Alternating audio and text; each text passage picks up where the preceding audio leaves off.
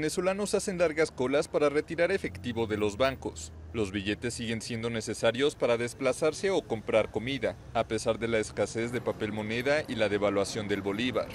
7 meses después de que empezaran a circular, las denominaciones que restaron 5 ceros a la moneda son tan insuficientes como el cono monetario anterior.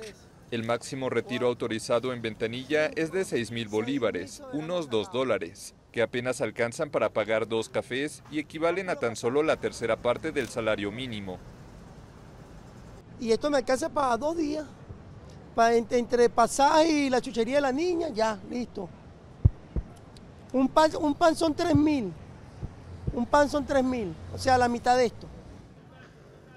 Ante la falta de efectivo y la colapsada banca electrónica por el apagón que paralizó a Venezuela durante una semana, las transacciones con dólar se hicieron presentes en algunas regiones del país. Tras reanudarse la jornada laboral el pasado jueves, suspendida por el corte eléctrico, los venezolanos acudieron masivamente a los bancos. Yo aspiro a sacar 6.000, como está diciendo la gerente del banco. Y mi destino, bueno, yo tengo que ahorita cancelar mis cajas del CLAP, pues. Cancelar mis cajas del CLAP, pagar mis pasajes. Y el resto pagarle a mi hija, que tengo que darle para los pasajes. En medio de la peor crisis socioeconómica de su historia moderna, miles de ciudadanos viven de las remesas que les envían sus familiares en el exterior, donde se estima que residen 3,4 millones de venezolanos.